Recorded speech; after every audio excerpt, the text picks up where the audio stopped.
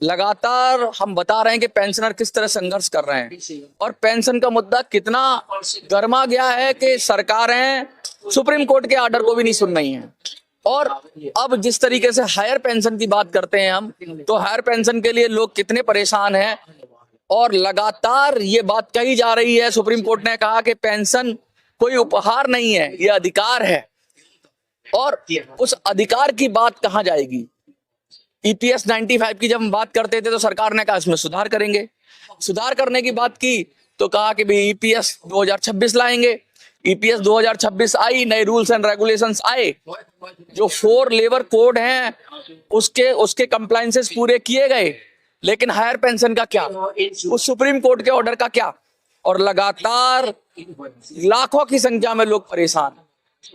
और ये लोग क्या कह रहे हैं? ये अपना हक मांग रहे हैं, अधिकार मांग रहे हैं। और ये बता रहे हैं कि भाई इतनी कम पेंशन में जीवन नहीं चलता। 1000 रुपए मिलती है किसी को 500 मिलती है, किसी को 2000, 2500, 3000। उससे क्या जीवन चल जाएगा? जो आदमी जब तनख्वाह पे काम कर रहा था तो वो उसकी 10 या 1000 में तनख्वाह थी, उसका जीवन स्टाइल क्या था, उसकी लाइफ स्टाइल क्या थी। लेकिन अब वो जब उसको पेंशन मिल रही है तो कितनी मिल रही है?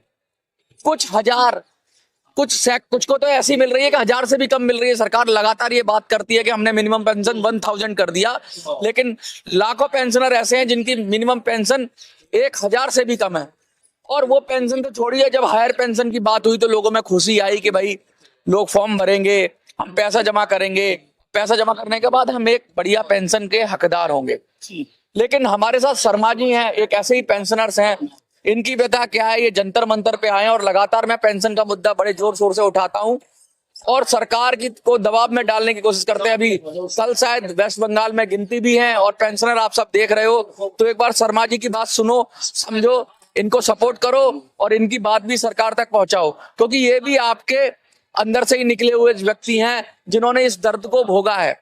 शर्मा जी, आपका पूरा नाम क्या है? विनोद कुमार शर्मा। विनोद जी, जंतर मंतर आप आए हैं पेंशन के मुद्दे से, आखिर मामला क्या है? कहाँ आप काम करते थे, कितना काम किया, क्या वजह रही कि आपको जंतर मंतर आना पड़ा? मैं हिंदुस्तान कॉपर लिमिटेड की इकाई क्षेत्रीय कॉपर कॉम्प्लेक्स में 16/11/77 से सर्विस कर रहा था। 28 फरवरी 2019 को सेवानिवृत्त हुआ। कितने साल हो गए होंगे सर्विस? मैंने 41 साल 3.5 महीने नौकरी की। अरे भाई, 41 साल, 3.5 महीने। तो फिर आपने ईपीएस 95 भी ऑप्ट किया होगा जब ये स्कीम आई होगी? हाँ बिल्कुल। इसमें क्या है कि माननीय सुप्रीम कोर्ट ने 142 के तहत सीजीआई 3 बेंच ने फैसला दिया ईपीएफओ की एसएलपी पे कि पेंशन पाना अधिकार है, उपहार नहीं है। और जो रेगुलर कर्मचारी है, नॉन एग्जेम्प्टेड है, उनको जो सुविधा मिलती है वही एग्जेम्प्टेड को, ट्रस्ट वाले कर्मचारियों को सुविधा मिलेगी। दोनों का हम वर्गीकरण नहीं कर सकते, दोनों मिलके एक कामगार समूह बनाते हैं। तो 142 के तहत दिए गए फैसले में, 3 जज के फैसले में ईपीएफओ ने अप्रैल में और मई में फार्म भरवाया, जिसमें फार्म पर लिखा हुआ था 4/11/22 की पालना में ये फार्म भरवाया जा रहा है। लेकिन चूंकि तीनों जज फैसला देने वाले रिटायर हो गए तो इन्होंने क्या किया, 4 फरवरी 2025 को उस फार्म को रिजेक्ट कर दिया। मेरा कहना है यदि आपको नहीं देना था तो आपने फार्म क्यों भरवाया? एक बात। फिर हम जनवरी में सुप्रीम कोर्ट गए कंटेम्प्ट के अंदर। 2 जजों की बेंच ने ये कहा कि कंटेम्प्ट पर हम सुनवाई नहीं करेंगे और आवेदक जो कानून में लाइबल है उसको पाने के लिए स्वतंत्र है और सिविलिटी याचिका पेश करे। सवाल इस बात का, 3 जजों के फैसले को 142 को जब सुप्रीम कोर्ट नहीं लागू कर सकती तो हाई कोर्ट कैसे लागू कर देगा? दूसरी बात यह है, मेरे माननीय हाई कोर्ट बेंच जयपुर में 25 साल से मामले पेंडिंग है। तो मेरी 67 साल उम्र हो गई है, मुझे बीपी शुगर, 30 साल से सोराइसिस, 4 साल से बीपी शुगर और 2 साल से प्रोस्टेटिस की तकलीफ है। तो जब 25 साल से हाई कोर्ट में फैसले नहीं आ रहे हैं तो क्या मैं 200 साल जिंदा रहूंगा?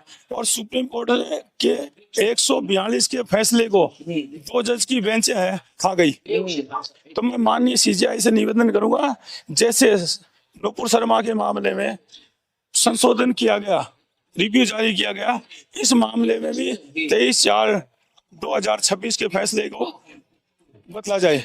अच्छा, जब आप रिटायर हुए उस समय आपकी तनख्वाह कितनी थी? मैं जब रिटायर हुआ था मेरी 85 प्लस थी। 85,000। हाँ, और अब आपको क्या मिल रहा है पेंशन के रूप में? पेंशन में मुझे 3,941 रुपये मिल रहे हैं।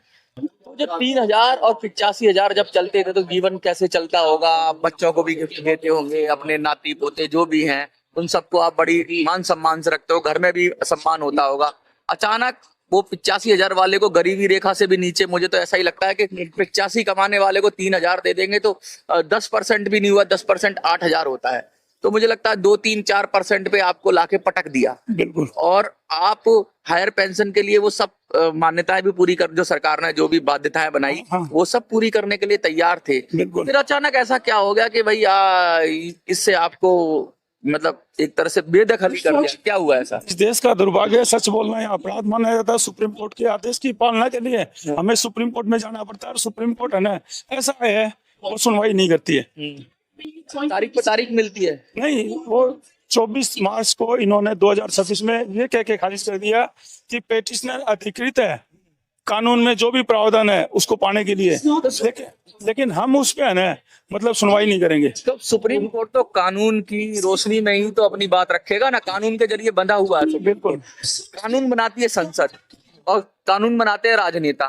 जब नेताओं की इच्छा शक्ति नहीं है कि वो पॉलिसी बनाएं कुछ ऐसी जिससे हायर पेंशन मिले, ऐसी पॉलिसी बनाए जिससे पेंशन बढ़े, EPS 95 की पेंशन बढ़े। आपको पता ही है कि अभी जो आपको 3,000 मिल रही है, इसको 7,500 और 9,000 की मांग हो रही है मिनिमम पेंशन। क्योंकि जो आदमी 80,000 से रिटायर हो रहा है उसको मिनिमम पेंशन कुछ तो दो। सरकारी कर्मचारियों के लिए ले आते हो स्कीम और उसमें आप वादा करते हो कि 10,000 मिनिमम करेंगे। तो मिनिमम पेंशन पे क्या कहेंगे आप? जो मांग हो रही है 9,000 की, कोई 7,500 कह रहा है, कोई 10,000 कह रहा है, क्या मिनिमम पेंशन 10,000 हो जाए, उससे भी राहत मिले? क्या कहेंगे उस पर? ऐसा सरकार कुछ करने वाली नहीं है जब सुप्रीम कोर्ट के आदेश को ही नहीं माना जाता है। EPFO और केंद्र सरकार तो गरीब हो गई, हम टाटा बिरला हैं। दूसरी बात ये exempted company Ghatshila copper project जो हिंदुस्तान कॉपर की इकाई है, उस एग्जेम्प्टेड को तो इन्होंने दे दिया पेंशन, और हम क्षेत्रीय कॉपर हिंदुस्तान कॉपर की इकाई है, हमको नहीं दिया गया। एक ही देश में 2 कानून। अच्छा, मतलब एक देश एक GST, एक टैक्स, एक देश एक चुनाव, तो एक देश एक पेंशन क्यों नहीं कर रहा? हाँ, एग्जेम्प्टेड कंपनी है Ghatshila copper project, Hindustan copper की इकाई है, उसको इन्होंने दे दिया। हाँ। बाकी मैं मानता हूं कि वहां का कोई PF कमिश्नर हरिश्चंद्र था, उसने उसको फॉलो किया। बाकी के जो स्टेटों के कमिश्नर है EPFO, उनकी ईमानदारी नहीं है जनता के प्रति, सुप्रीम कोर्ट के निर्णय के प्रति। अच्छा, विधायक या अच्छा, कुछ लोगों को मिल भी गई है हायर पेंशन? आप हायर पेंशन मिल गई है। हाँ। हमारी श्रेणी के जो कर्मचारी थे, हमारी हिंदुस्तान कॉपर के एग्जेम्प्टेड कंपनी के आदमी थे, उनको मिल गई है। हाँ। दूसरी बात क्या, चुनाव के अंदर सरकार पानी की तरह पैसे बहाती है देश और प्रदेशों के चुनाव में, और 5 बार हो या 10 बार हो, कितनी बारी MLA MP जीते, उनको हर बार है ना पेंशन मिलती है। अब देश के पास पैसे की कमी नहीं है, लेकिन कर्मचारियों को देने के लिए देश के पास पैसा नहीं है, ऐसा मैंने कहीं सोचा भी नहीं था। अच्छा, ये लगातार अब ये बात बहुत उठती है, मैंने भी ये सुना है कि जो सरकारी कर्मचारी वो भी आके कहते हैं कि जो नेता होते हैं MP MLA रिटायर करते हैं तो इनको OPS मिल जाता है, ओल्ड पेंशन स्कीम मिल जाती है, इनकी पेंशन लग जाती है।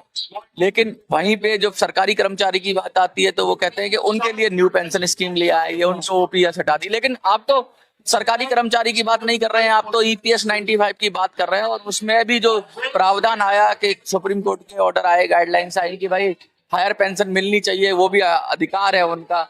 लेकिन लगातार उसको भी किसी ना किसी बैक डोर से या इस तरीके से उसको भी रोक दिया गया। आप तो पैसा भरने को भी तैयार होंगे कि भाई जो तुमने पैसा मांगा देगा, मैं पेंशन तो दो, इससे हमारा भी जीवन चले। माननीय उन जजों से, ब्यूरोक्रेट से निवेदन करता हूं जिन्होंने नुपुर शर्मा के मामले में सुप्रीम कोर्ट को लिख के दिया। हाई कोर्ट के जज उत्तर प्रदेश के मामले में सुप्रीम कोर्ट ने एक फैसला दिया जिसका हाई कोर्ट के जजों ने विरोध किया, मजबूर होकर सुप्रीम कोर्ट ने वो फैसला विड्रॉ कर लिया। माननीय सुप्रीम कोर्ट ने राज्यपाल और राष्ट्रपति के लिए जारी किया आदेश, उसको भी है ना माननीय सुप्रीम कोर्ट ने दबाव में आके ना उसको 5 जजों की बेंच से निरस्त करवा दिया। तो क्या हमें अधिकार नहीं है? हम ये मानते हैं हमारी जो 24-3 मार्च को 26 को जो रिलीज की गई है कंटेम्प्ट की एप्लीकेशन, वो विधि अनुसार सही नहीं है। इसलिए माननीय सुप्रीम कोर्ट CCI से मेरा निवेदन है कि वो स्वयं 142 का आदेश होने के नाते 3 जजों की बेंच उसको पुनः है ना सुनवाई करें। मैं देश के तमाम बुद्धिजीवियों से, राष्ट्र प्रेमियों से, न्यायविदों से अनुरोध करता हूँ कि जैसे नुपुर शर्मा को उन्होंने सहयोग किया, कोऑपरेट किया, वैसे ही मुझे भी सहयोग करे, कोऑपरेट करे। और यूपी उत्तर प्रदेश के हाई कोर्ट के जज ने जैसे सुप्रीम कोर्ट के आदेश का विरोध किया, एक जज के खिलाफ फैसला आया, सारे जजों ने मानने से इनकार किया, सुप्रीम कोर्ट उसमें वापस लेने के लिए मजबूर हुई। ऐसे ही मेरे मामले में भी सुप्रीम कोर्ट के सामने ये परिस्थिति पैदा की जाए कि जो व्यक्ति कोर्ट में गया है उस व्यक्ति को तो दिया जाए, जो कोर्ट में नहीं आता, जिसको मांग नहीं है उसको छोड़ दे बेशक, लेकिन जो कोर्ट में आके पेंशन की मांग करता है उसको तो कम से कम दिया जाए। ऐसे केस 1% भी नहीं है जो संघर्ष कर रहे हैं। हाँ, जो संघर्ष कर रहे हैं, जो सुप्रीम कोर्ट में गए हैं। शायद मेरी ये 24वीं एप्लीकेशन थी जिसको उन्होंने खारिज किया। तो ईपीएफओ और भारत सरकार इतनी गरीब है और हम पेंशन मांगने वाले हैं ना, टाटा बिरला है। बड़े दुख की बात है, चुनाव में खूब पैसा पाया जाता है, खूब मुफ्त की सुविधाएं दी जाती है, खुद 5 बार 10 बार जितनी बार जीतते हैं उतनी बार पेंशन लेते हैं, तब देश के पास पैसे की कमी नहीं होती है। अच्छा, ये बहुत बड़ी बात है। देखिए, चाहे तो जाए का, सबसे पहले जब परेशानी होती है तो प्रशासनिक अमले के पास जाता है व्यक्ति। प्रशासनिक अमला जैसे डीएम के पास जाएगा या उस संबंधित अधिकारी के पास जाएगा, वहां से मांग पूरी नहीं होती तो बंदा जाता है नेता के पास। वो प्रधानमंत्री, मुख्यमंत्री, मंत्री सबके दर पे गुहार लगाता है। वहां से भी मांग पूरी नहीं होती है तो वो जाता है फिर कोर्ट में, हाई कोर्ट में जाएगा, सुप्रीम कोर्ट में जाएगा, और वहां से भी अगर उसको निराशा हाथ लगे तो जाए कहाँ, किस दर पे जाएगा? भगवान के दर पे तो जा नहीं सकता, क्योंकि प्रभु सत्ता है, लोगों की सत्ता है, तो भगवान के दर पे तो जाएगा नहीं। तो उससे बड़ी बात फिर क्या होती है, जब वो वहां से निकलता है तो फिर जब उसे कोई रास्ता नहीं मिलता तो वो मीडिया में आता है, वो जनता की अदालत में आता है। और मुझे लगता है आप भी जनता की अदालत में आ गए हो, आप भी बड़ी संसद की जगह मिनी संसद पे आ गए। तो क्या कहेंगे जनता की अदालत में? कोई जनता जनार्दन है, जनता फैसला करती है, जनता को क्या कहेंगे आप अपने समर्थन के लिए? मैं सभी राष्ट्रवादी न्यायविदों से अपील करता हूं कि इस मामले में सुप्रीम कोर्ट को लिख के मेरी मदद की जाए। देखिए, बस सीधा सीधा कह रहे हैं कि अब तो ये हताश हो गए हैं सब जगह से, क्योंकि हर दर पर जा चुके हैं। अब ये जनता के दरबार में आए, ये मीडिया के पास आए हैं, ये उस समाज में आए हैं कि दिखा रहे हैं कि कितने परेशान है पेंशनर, बुजुर्ग कितने परेशान है, जाए तो जाए कहाँ?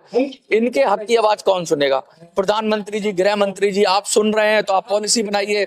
सुप्रीम कोर्ट के जज साहब, आप सुन रहे हैं तो इनको न्याय दीजिए। और अगर ये सब नहीं करते हैं तो भैया, जो सरकारें काम नहीं करती वो सरकारों को बदल जाना चाहिए, उसे बैठे रहने का कोई हक नहीं है, क्योंकि सरकार लोगों की सेवा के लिए है, ना कि लोगों पर राज करने के लिए। आपको क्या लगता है? कमेंट में लिखिए, देखते रहिए।